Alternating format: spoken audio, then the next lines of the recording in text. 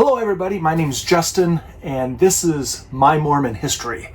And so today, being the very first video that I'm doing on this channel, I'm going to kind of introduce myself, kind of let you know who I am and where I came from.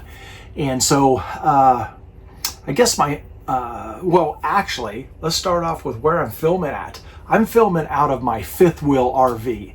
My wife and I sold out of everything. 3 acres, animals, barns, tractors, got rid of everything and got in our RV and set out from the state of Washington and went all the way to the East Coast, visiting people that we'd met on YouTube and different social media platforms, and just stopped along the way and met these people, and not really having any kind of time frame. You know, when you go on vacation, you have a set amount of things you have to do, and you have to be back at by this time, and you got to try to jam it all in there. And with this trip, we didn't do that. As we went across the United States, I was the person to call all the RV parks and find just the right one for us, because and this is way off base, but if you decide to do this, make sure when you call an RV park that you've done your research. Read the reviews, look at the pictures, make sure that you're getting into a nice one, and don't really worry about the cost. If one RV park is $300 for the week and another one is $50 for the week, there's an issue there, okay? So we ran into that one time, and we happened to only be staying in that RV park for one day or one night, and we were really glad we did. Got out of there the next day early. So if we're going to stay in somewhere for like 7 days, we try to find one that's around $350 to $400 for the week, because all utilities are included, okay? And because you get what you pay for, okay? So that's why I'm sitting in my RV. Now, we own a Brinkley 3610, and that model has this extra bedroom here. You can see my neighbor over there. Super nice guy. And we are right now in Waxahachie, Texas, and we are on our way back to Washington State.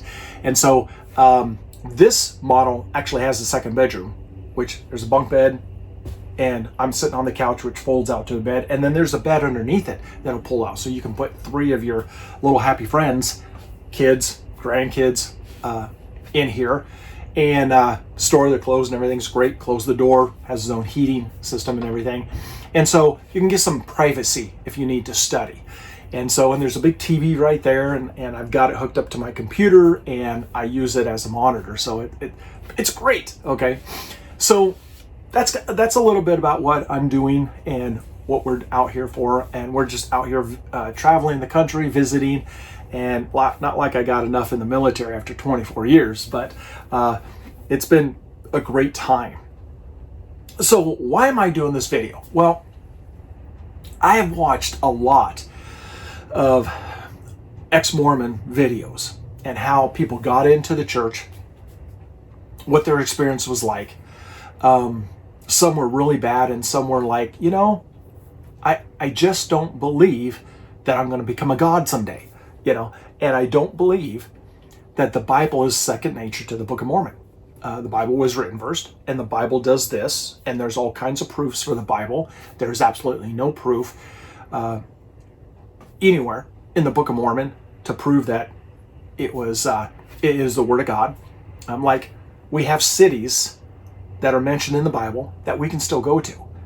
Absolutely no city that's mentioned in the Book of Mormon is still in existence today. There's no remnants, there's no nothing. And we all know that cities 2,000, 3,000, 4,000 years ago are still in existence. They still have buildings there. They still have structures.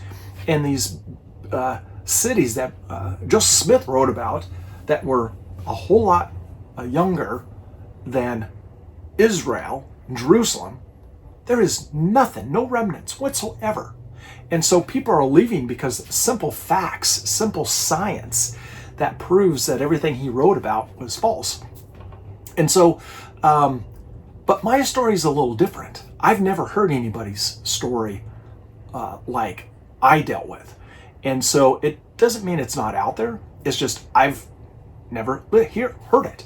And so some of the other videos I've been watching is of the FLDS, Fundamental Latter-day Saints. And those people are people that are getting back to the roots of Brigham Young and Joseph Smith and how they first taught the church that plural marriage was a must in order to enter the celestial kingdom. And the only reason that the LDS church pulled away from that is because the government said they couldn't do it. It wasn't because of God. It wasn't because of some prophet that came up with a new prophecy and said, hey, you can't have a plural marriage anymore.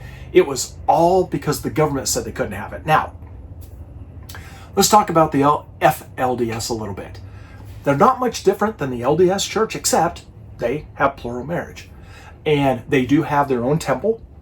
And Warren Jeffs was the last prophet, which is still the prophet from jail. He's giving prophecies from jail.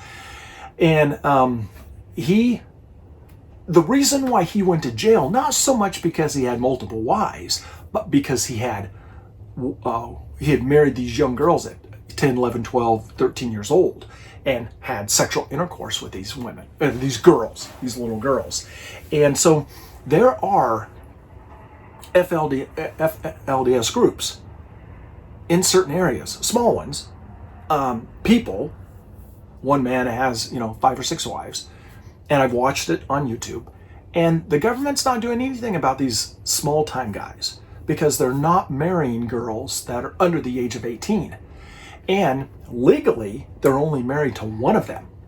And they're having sexual relationships with the others. And they go through a temple marriage in the FLDS church.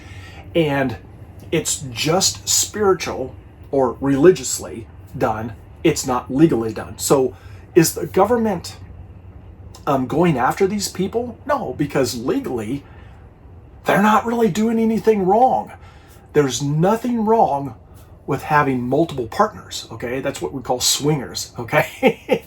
Funny story, somebody in another RV park sent me a pineapple. And I was like, through Amazon, I was like, what the heck is this? And after doing a little research, we found out you have to hang it up upside down on the outside of your camper, and that shows that you're a swinger. Well, I know who it was. Don't have any proof, but this older lady in her 70s, I'd seen her twice as we walked, the path. I'd always meet her. She'd go one way and I'd go the other way and have a conversation. And I know she's the one that sent that thing. So is it illegal to have many sexual partners? Absolutely not. People do it all the time. It's immoral. It is against what the Word of God says, but people do it all the time. And so these small groups of people that may be married by law to one person, they are also married in the eyes of the FLDS church and in their temple. They do temple marriages. It's not legal. Those other wives don't get any benefits, don't get any government benefits, but they have multiple wives. And they have multiple children with these wives, okay? So is the government going after them? Well, all they can say is, well, they just live with us. And yes, I do have sex with them, but it's not illegal. There's nothing they can do about it. But what Warren Jeffs his problem was not that he was marrying these 10, 12, 13, 14-year-old girls. He was having sex with them, intercourse with them. That's illegal. Okay, so these are some of the videos I've been watching, and I never was in an FLDS church. How I got involved was my dad worked with another guy that happened to be Mormon, very nice people, and he asked my dad if I would be interested in joining the Boy Scouts because they were starting a new troop in their church. And this was a new church. The church that they had established was only about 2 or 3 years old. and they were already growing out of this building that they were renting, and they were by 1982, actually 1984, they had built a branch there in the small town. And so anyways, I'd gotten involved in the Mormon church that way. And before that, I was going to the Methodist church. And so from the age of 5 until I was 12, I went to the Methodist church. And so I spent about 2 years in the church and going, to Boy Scout meetings. And it was required that we had to go up in front of the church and talk about the things that we were doing in Scouts. Because if you were going to have a Scout troop, you had to give an account. And so we did this, and I only went when, we had something to present. But then it started getting to where I started going every Sunday, and was getting really involved in it. And I started asking a lot of questions, because what they were teaching was not the same that the Methodist church, Evangelical Methodist is actually what I went to, what they were teaching. And I started questioning, and I started comparing.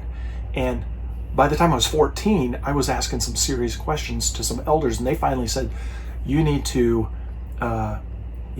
get in your lane, stay in your lane, basically. Mind your place that was their big words, were mind your place.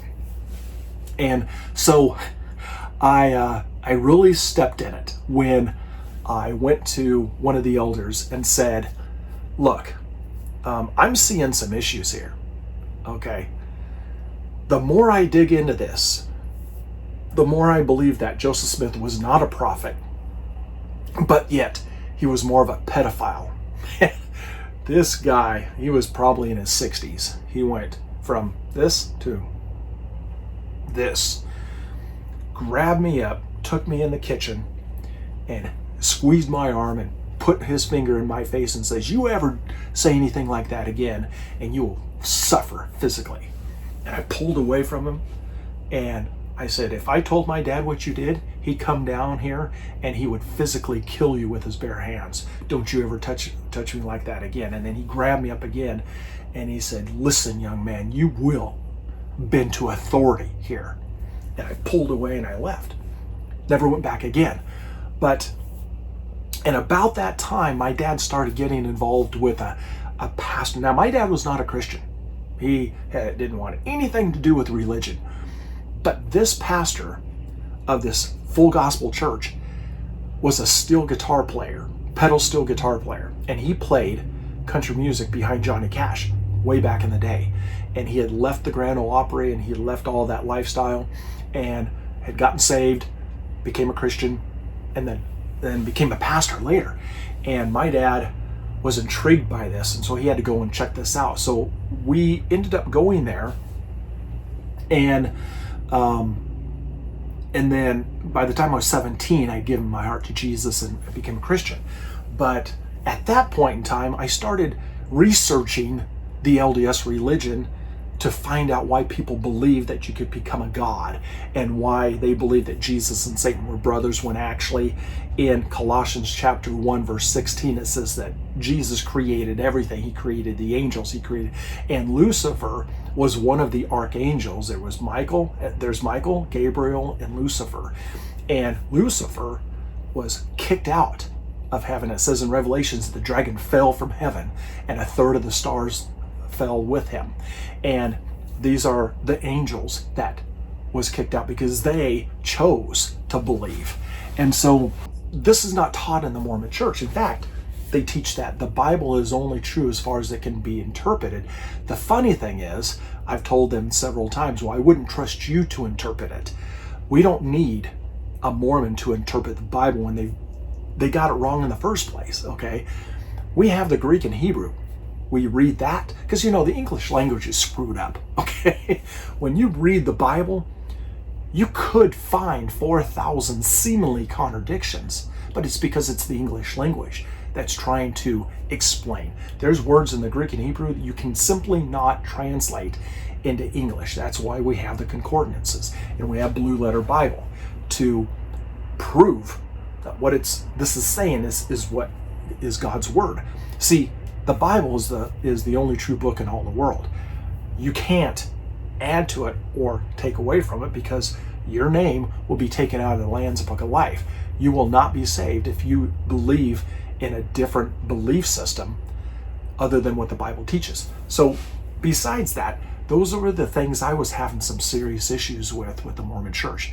And so as I started studying and asking questions, I got basically pushed away. And there wasn't a lot of help with that, unless I was asking questions to confirm that the LDS religion was true. Years later, I started getting a real heart for the Mormon Church and the people that were Sunday goers, not the elders and the hierarchy, because they knew better. They knew what they were doing. It was the people that just, they went to church. It was a family place. They believed that they were going to go be married to their husband or their wife and go off and be, gods on other planets. When the Bible is very clear, there's no marriage in heaven. Okay, that is an earthly thing, period. And and they like to believe that they were spirit children first in heaven, and then they were born here on earth, which the Bible also clearly states that the flesh comes first and then the spirit comes after. And so it's a family organization. Everybody loves everybody, and if you need help, they're there to help you. They pay, they give you money. You can get promoted in your job above other people if you're Mormon, in certain jobs. And so the thing is, it's one of those things that it really entices people. But the problem is the doctrine. The doctrine is very controlling.